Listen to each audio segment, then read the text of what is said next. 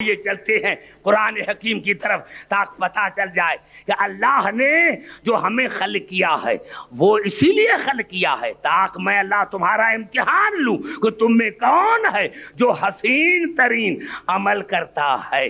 آئیے میں نے کیا فضل بھی آ جائے گا، ابھی میں پوری آیت پڑھنا چاہتا ہوں میرے سنی شیعہ بھائیو۔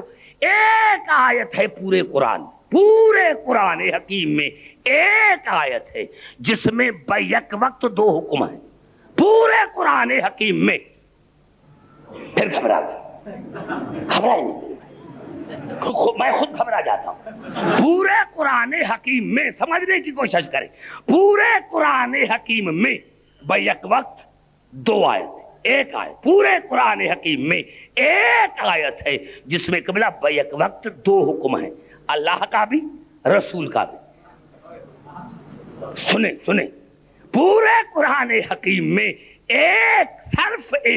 صرف ایک آیت ہے جس میں بیک وقت دو حکم ہیں، اللہ کا بھی رسول کا بھی، اور وہ آیت ہے قبلہ سورۃ شورى کی۔ میں پوری آیت پڑھتا ہوں، درمیان میں نہیں کیونکہ مقصد فوت ہو جاتا ہے۔ ارشاد ہے اللہ کا، ذالک الذی یبشر اللہ عبادہ الذین آمنوا وعملوا الصالحات۔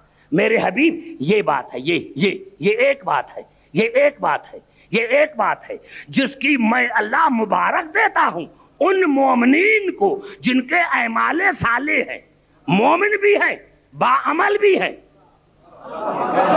گھبرائے نہیں میرے بھائی، آپ کے چہرے اتر گئے ہیں۔ میں نے اسی لیے کیا تھا کہ آپ سارے لوگ پڑھے لکھے، اعلان فرمائیے ذالک الذی یبشر اللہ عبادہ الذین آمنوا وعملوا الصالحات۔ میرے حبیب یہ وہ ایک بات ہے جس کی میں اللہ مبارک دیتا ہوں ان مومنین کو جن کے اعمال صالح ہیں۔ اب اللہ خاموش ہو گیا، اب آیت پوری نہیں ہوئی۔ اللہ نے مبارک دی مومنین کو، ان مومنین کو جن کے اعمال صالح ہیں۔ یا اللہ مبارک جنت کی ہے؟ اللہ نے فرمایا نہیں، قل میرے حبیب اب مبارک میں نے دی ہے، اب اس بات کی وہ بات ہے، وہ بات ان کو آپ کہیں۔ گھبرائے نہیں میرے بھائی، گھبرائے نہیں، بات جو ہے میں نے مبارک دی ہے، اب ان کو وہ بات بتائیں۔ وہ کون سی بات؟ قل، ان کو کہہ دو کیا؟ قل لا اسألکم۔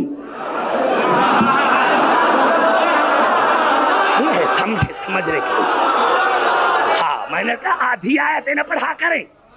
قل لا اسألکم علیہ اجرا الا المودۃ فی القربى۔ اگر اس پر بات کروں کہ بلا سورج غروب ہو جائے گا، کہہ دو میرے حبیب، کہہ دو لا اسألکم، میں تم سے کچھ نہیں مانگتا، میں تم سے سمجھ میں آ جائے علماء کرام بیٹے سمجھنے کی کوشش کریں۔ لا اسألکم، میں تم سے نہیں سوال کر رہا ہے، تم سے، میں تم سے قل لا اسألکم علیہ اجرا، میں تم سے کوئی اجر نہیں مانگ رہا، الا المودۃ فی القربى، مگر القربا میں مودت، کم کہہ کر دنیا سے مطالبہ کیا، اور فی کہہ کر اللہ نے قربا کو محدود کر دیا کہ سارے رسول کے رشتہ دار نہیں ہیں۔ تو سمجھ میں نہیں آ رہا ہے میرے بھائی؟ کم کہہ کر فی کہہ کر اللہ نے قربا کو محدود کر دیا کہ ان کو کہا دو میں تم سے۔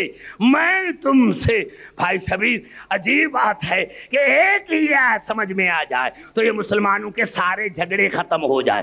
دیکھیں ایک پوری آیت، میری طرف دیکھیں میرے بھائی، میری طرف دیکھیں آیت کا ایک جملہ ہے، قل لا، ابھی آیت آگے ہے، قل لا اسألکم علیہ اجرا الا المودۃ فی القربى، میں تم سے کوئی اجر مانگ نہیں رہا مگر القربا میں مودت۔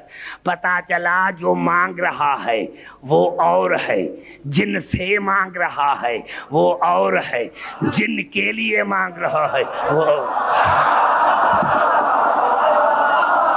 بات کریں میرے سمجھنے کی کوشش کریں، کیونکہ میں نے تو ابھی جتنی تقاریر کی ہے وہ تو بالکل آسان کی ہے تقریریں، کہا تاکہ میں آپ کو آگے لے۔ میں تم سے میں تم سے کچھ نہیں مانگ رہا. آیت کا نزول خاص ہوتا ہے، اطلاق عام ہوتا ہے. میں تم سے کچھ نہیں مانگ رہا مگر قربا میں مودت، قربا میں مودت. اور صحیح تفسیر کبیر میں جتنے تفاسیر ہیں صحابہ کرام کھڑے ہو گئے. یا رسول اللہ ہم نے نمازیں پڑھی، مبارک دی ہے نا آپ نے، اللہ نے ان کو جن کے اعمال صالح ہیں. ہم نے نمازیں پڑھی، روزے رکھے، اب یہ آپ کے کون سے رشتے دار ہیں جن سے ہم مودت کریں؟ محبت نہیں، مودت. بڑا جملہ ہے میرے بزرگ علماء کے موجود میں کہ بلا محبت نہیں مانگی کیونکہ محبت ہو جاتی ہے، مودت کی جاتی ہے. محبت ہو جاتی ہے، مودت کی جاتی ہے. محبت کبھی دشمنی میں بدل سکتی ہے، لیکن اگر مودت بدل گئی تو جہنم. نعرہ حیدری. ہاں کیوں؟ یہ تو بعد میں پھر قرآن سے بتاؤں گا کہ مودت کی کیا معنی ہے. کیوں؟ محبت کا مادہ ہے حب، مودت کا مادہ ہے ود. ود کیل ٹھوک دینا، مودت کا تعلق دل سے ہے. اب صحابہ کرام کھڑے ہو گئے اور میں معافی مانگتا ہوں تمام مسلمانوں سے کہ صحابہ کرام کھڑے ہو گئے. یا رسول اللہ ہم مومن بھی ہیں، ایمان بھی لے کر آئے، عمل صالح بھی ہے، پھر یہ آپ کے کون سے رشتے دار ہیں جن سے ہم محبت کریں؟ میں تمام مسلمان بھائیوں کو شبیر بھائی ایک ہی عرض کرنا چاہتا ہوں کیونکہ آپ سید ہیں، سب سے پوچھے ان سوال پوچھنے والوں میں علی دکھاؤ میں مذہب چھوڑ دوں، حسن دکھا میں مذہب چھوڑ دوں، حسین دکھا میں مذہب چھوڑ دوں، کوئی رسول کی کا حرم دکھا میں مذہب چھوڑ دوں. یہ صحابہ کرام پوچھ رہے ہیں، صحابہ کرام پوچھ رہے ہیں کہ آپ کے کون سے رشتے دار ہیں. 1400 برس گزر گئے ہیں، مسلمان اسی پر لڑتے آئے ہیں. فلاں بھی رسول کا رشتے دار ہے، فلاں بھی رشتے دار ہے. اگر رشتے دار تھے تو رسول سے پوچھ کیوں رہے تھے؟ بات کرو میرے بھائی. نعرہ حیدری. پوچھ کیوں رہے تھے؟ پوچھ کیوں رہے تھے؟ پوچھ کیوں رہے تھے؟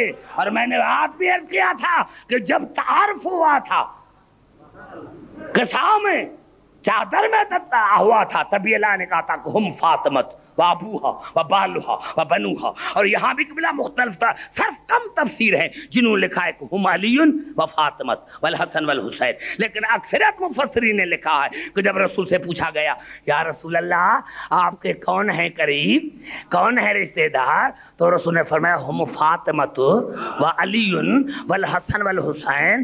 میرے رشتے دار ہیں فاطمہ، علی، حسن اور حسین. وہاں اللہ نے اہل بیت کا تعارف کرایا تھا تو مرکز بنایا تھا فاطمہ کو. یہاں جب رشتے داروں کی بات آئی تو رسول نے مرکز بنایا فاطمہ کو. اگر ان 4 سے زیادہ کسی کے پاس نام ہو تو مجھے بتائیں. پتا چلا وہاں اللہ نے مرکز بنایا تھا فاطمہ کو تاکہ عبدالحکیم قیامت تک میں تمہیں بتا دوں کہ اہل بیت وہ ہیں جن کا رشتہ فاطمہ سے ہے.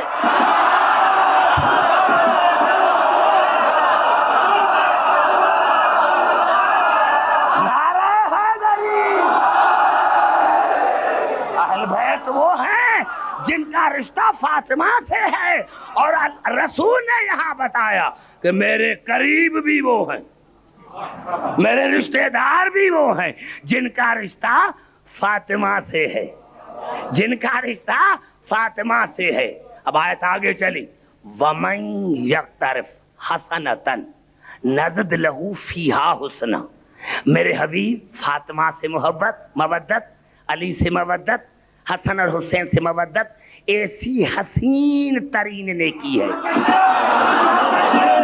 ایسی بہترین نیکی ہے کہ اپنی امت کو کہہ دو کہ تھوڑی یہ کریں گے تو زیادہ میں کر دوں گا، کیونکہ آل محمد سے مودت فضل ہے.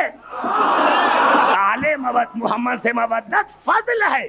وَمَن يَقْتَرْفْ حَسَنَةً نَزِدْ لَهُ فِيهَا حُسْنًا، میرے حبیب ان سے محبت ایسی حسین ترین نیکی ہے کہ تھوڑی یہ کریں گے تو زیادہ میں کر دوں گا. ان اللہ غفور شکور، اور میں اللہ غفور ہوں. کیا معنی، کیا مقصد؟ مقصد یہ ہے کہ میرے حبیب اگر کوئی بوڑھا ہو گیا ہے، اب کہتا ہے کہ میں ان سے کیسے محبت کروں، تو شرم نہ کرے. اگر کوئی پانی میں ڈوب رہا ہے تو شرم نہ کرے، اپنا وقت ضائع نہ کرے. جس حالت میں ہے وہاں ان سے محبت کرے. ڈوب رہا ہے تو محبت کرے، آگ میں جل رہا ہے تو محبت کرے، مر رہا ہے تو محبت کرے.